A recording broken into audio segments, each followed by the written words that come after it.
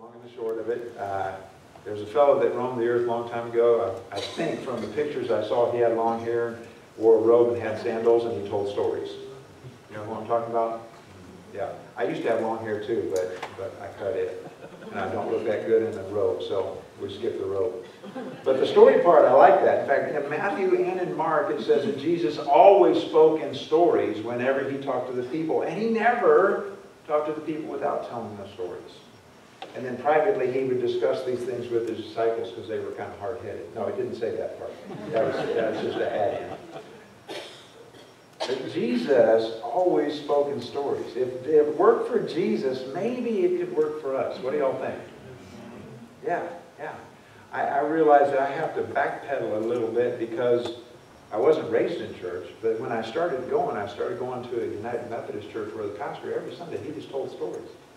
And when I became a Christian and thought it was all about the Bible, I thought, well, I don't know what that guy's doing. Now I'm that guy. So I hope it's okay. Hey, we don't have a lot of time this morning, so I'm going to dive in here and kind of remind you of a story you probably already know.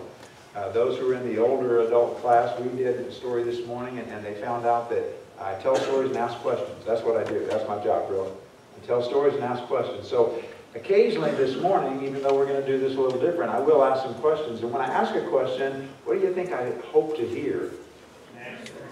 Yeah, all three of you. Thank you. That's good.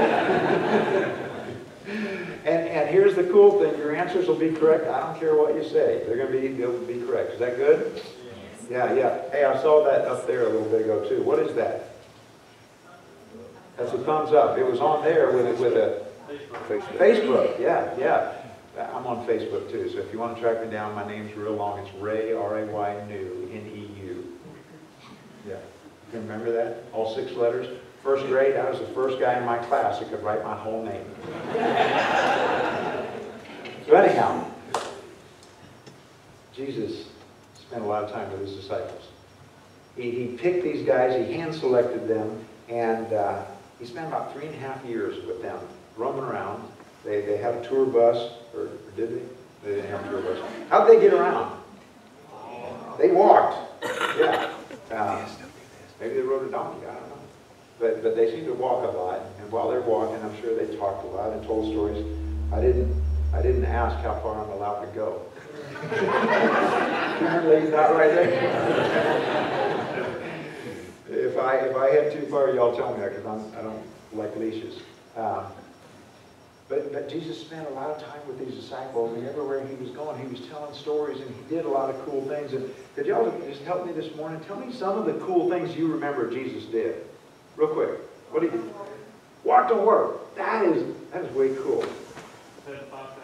Fed 5,000. Calm the storm. Healed the sick. Healed the sick. Which one? Oh, what else was it? Water into wine. Yeah. Forgave us of our sins when dying on the cross. Yeah. Raise Lazarus. Huge. Forgave us of our sins, raised Lazarus. Said, Lazarus, get out of there. And he did. Well,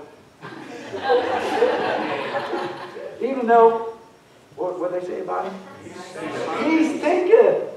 Surely by now, it's been 4 days. He's got to stink. What are you talking about? What else did he do? Took a whip to the money changer. Whoa. He was a cowboy. He took a whip to the money changer, drove that man. What else? Flip tables. Flip tables. Yeah. What else? A couple more. Welcome the little kids. All right. Welcome the little kids. Good. One more. The evil spirits and pigs. Wow. And the evil spirits and the pigs. You know what they said about that story, right? He turned deviled ham into cured ham.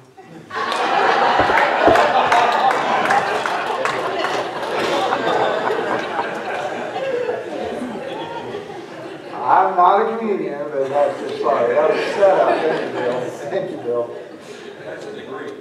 Yeah, it's in the Greek, a little known, something like that. So Jesus did all this stuff, and those guys got to be there for all that. Is that cool? Oh my gosh, yeah. Somebody over here just went, yeah, that's how I feel. It's like, that would be so awesome to be there with Jesus and see those things. We got to go to Israel, got to go to the Sea of Galilee. I tried to walk on that water, thinking maybe it's special water. put my foot out there. That's exactly how it went. It didn't work at all. But anyhow, he has spent so much time with these guys. They've had lots of conversations. They've told lots of stories. They've sat there and discussed those stories. And then they're having a special dinner. And in fact, could you two guys just stand for just a minute? Nothing hard. Just, can you stand for a minute? This is awesome. Thanks. So at one point, Jesus says to two of the disciples, hey guys, go into town. You're going to see another guy. And he'll be carrying a water jug. When you see that, follow him to that place. And there'll be a donkey out there. Bring that donkey back. Can you do that? Good, good. You have to. Then you two, you got to go find the donkey. No. Jesus did things like this. He sent these guys to go find this donkey, and I can only imagine the conversation they had as they were going. What donkey? And oh, by the way, if anybody asks why you're taking their donkey, just say, the Lord has need of it. And that worked out. They went. Somebody saw them untying the donkey. Today would be hotwiring the truck. And what are you doing? He said, the Lord has need of it. And that person said, okay. That alone blows my mind. But anyhow, that was all a setup just to start to bring things into Jerusalem. And then he says to another couple of guys, hey, go prepare the room. They go in this room. They're having dinner together. Only Jesus knows right now how special this night is. Why is that? Some of y'all are Bible scholars. I know you are. Why was this night so special? Was it? Last Supper. Who knew that in that room? Just Jesus. The other boys didn't. They were all wondering why they're all sitting on one side of the table, you know, getting their picture taken.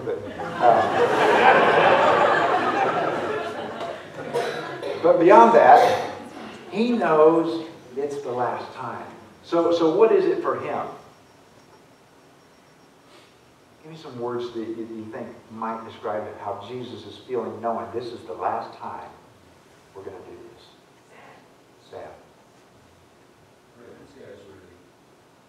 Are these guys ready? Wow. Yeah. What else? Maybe despair. Despair. Scared. Eager to go back home.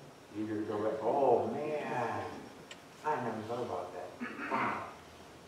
Eager to go back home. He's there. Got the guys gathered. They're talking, they're eating, they're good at that part, just like Nazarenes. We hung on to that part, right?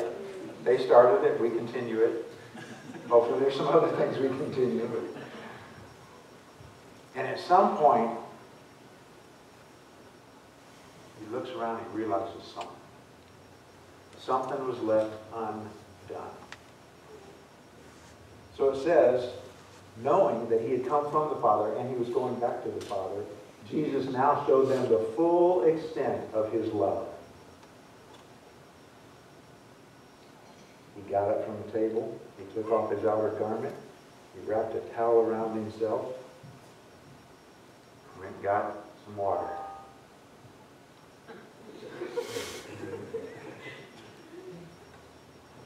And he went to those disciples. He knelt down. He started washing their feet.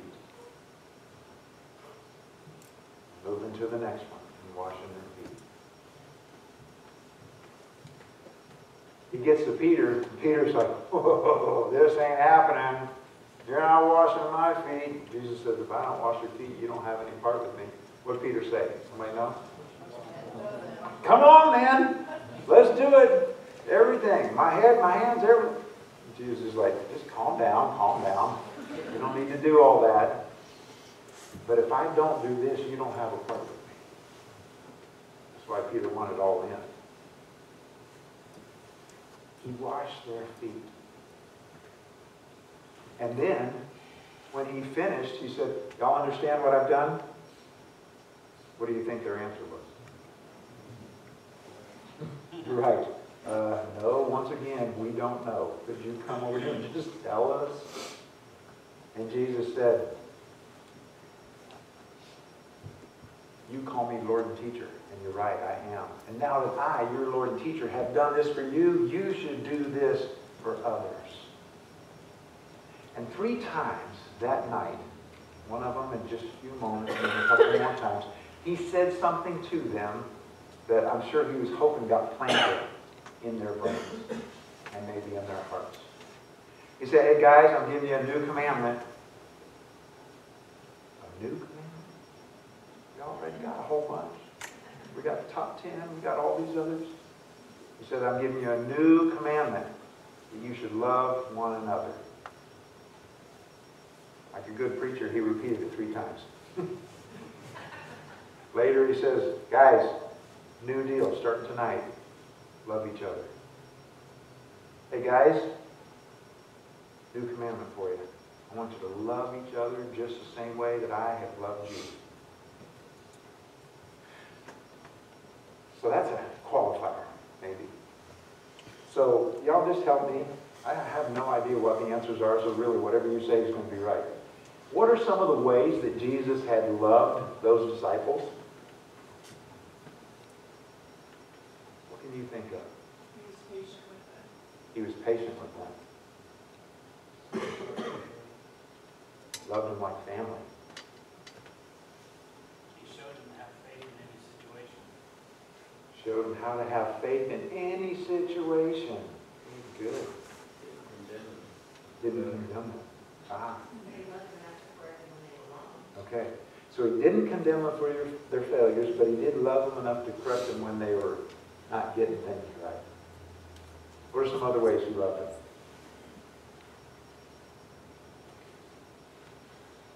He taught them to pray. Taught them to pray. Yeah. Healed Peter's mother-in-law. He even loves mother-in-laws. That's amazing. What else? Good. We're starting to think. What are some ways Jesus showed these guys how he loved them? When they were at peril in the boat during the storm, he calmed the sea. Yeah. What was he doing during that storm? Sleeping. Got up from his nap. Y'all leave me alone. Took care of that. When they were at peril, when they thought sure they were going to die, he took care of that. He calmed the sea. What else? Yeah. He had a little part in that, didn't he? He helped provide in the feeding of the 5,000. Interesting, though, at the end of that, if y'all remember the story, what were they left with? Each of those 12 disciples was holding on to something at the end. What was it? A basket full of leftovers. Jesus did that for them. So Jesus, what I'm hearing from you is Jesus did a lot of different things to show these guys how he loved them. Does that sound right? Yeah. What did he just say to them now? Love each other. Love each other. Even as I have loved you, love each other. So you're doing such a good job. Let me ask this. Help me think about how we would describe what he did for them this night. What are some ways to describe the fact that he got up and washed their feet?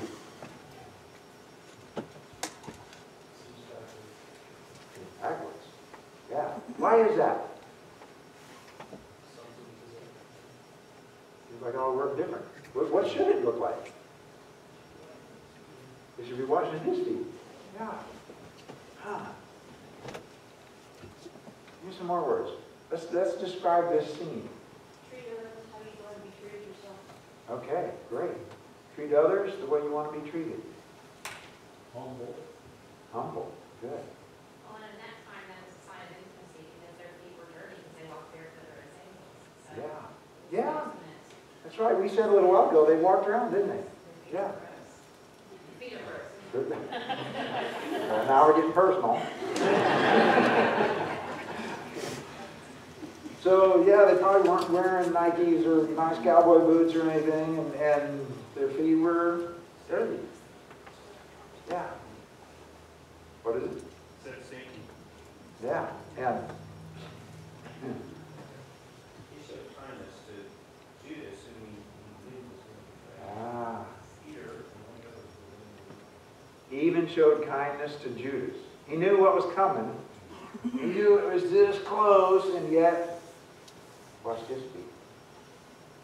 Peter, knucklehead, loud mouth, first to go, foot in his mouth, all that kind of stuff. All those guys. As you look at that scene, and I'll maybe help you a little bit with this, typically during that time, when you came in for something like that, someone would wash their feet. Y'all know who would typically do that? The lowest of the low. Yeah, y'all heard this before. The lowest of the low.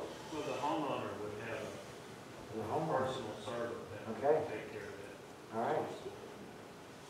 And so on this night, that was left undone somehow. They were in a room, they were in an upper room, so maybe that's why it was different. But there's a sense in that Jesus did what was left undone. They came in, they're having their meal, they're doing all that, and he realizes, hey, you know that thing we normally do, it didn't get done. Somebody ought to do that. And when Jesus had that thought, what did he do? He did it. Y'all ever have that thought? Well, you know, Pastor, I noticed that around the church there was this and this and this, and somebody ought to do that. You ever heard that? Yeah, he's heard that. You ever said that? You don't have to raise your hand. Somebody ought to do that. I like that story Bill shared, because that gal saw that there was a need, and the other gal's life, Krista, was it? Saw a need in Ashley's life. Said, somebody ought to be there for her. Somebody ought to is powerful, could be despairing, could be hopeful all at the same time. Somebody ought to, if it never gets done, somebody ought to, if it does happen, there could be some hope there. If it's something like this, there's power there. Somebody ought to wash these guys' feet. Somebody ought to show them real love. Somebody ought to show them the full extent of love that says, you know what, I'll do anything it takes because you're worth it. Is there anybody like that in your life? Let's look at both sides of that, okay? Because there are two sides. There's the one side where you have the need. And you say, boy, I just wish somebody would, fill in the blank, do this for me. You ever have those days? Yeah. How about on the other side? Where you see somebody or you know somebody that says that and you think, could I be that person? Could I be their somebody? Somebody ought to... Did Jesus, when they were in this setting together, did somebody say, hey, Peter, your feet look terrible? Did they say that? No. Somebody, what is that? Oh. Sorry, I wasn't looking at you. Did that happen? Well, we don't know. We weren't there. But I don't think it did. I think Jesus saw something left undone and decided somebody ought to do it. He showed love to them. Specifically, in this case, it was foot washing, but it could have been anything. It could have been getting up and serving the guys. It could have been cleaning up the crumbs from all their mess. It could have been any need that they had. He was willing to do it. In Belize, we had a pastor from the U.S. who had come down, was living there. He had been elected to DS, and I watched him on a Sunday morning, and he was invited to speak. He got up there, and he had the local pastor sit in a chair. And he knelt down in front of that pastor, and he pulled out of his little bag shoe shine kit. And he shined his shoes there before he started his message. In Belize, a lot of people wear shoes, not everybody. This pastor had on shoes. The DS shined his shoes and prayed for him. And then when he finished, he gave him a shoe shine kit. with that scripture on it. I thought that was a very appropriate replaying of this story. As we begin to wind this up, I want you to think about who is there in your life that needs to see the full extent of His love flowing through you. What has been left undone? Maybe they're aware of it, maybe they're not. Maybe it's just something you see. My wife is really good at this. I'm not. But she'll see things that people ought to have done for them. Just recognizes that. It does. And then the last part. What about the somebody oughta? Could you be that person? Would you be willing to be that person? Don't we love this story about those two girls? Because Krista helped Ashley, right? How many of us would love to be Krista in that story? Let me see. All right. John wants to be Krista. Bill wants to be. You want to be? No. Isn't it great to be the hero of a story and see things go well? Guess what, guys? You can do that this week, next week. I trust that the Spirit works among us. I've not shared this story on a Sunday morning in this way, but I felt like for this church, I don't know y'all, I don't know what's going on, but I felt like this was the story that was supposed to be shared here. So whatever it is that's going on, that you and the Spirit are walking through, Jesus is walking with you, could you watch for this coming week? For the situation that has been left undone, and just see if maybe Jesus wants to nudge you a little bit so you could be that person, the somebody who ought to do it. If you'd be willing to do that, would you just raise your hand?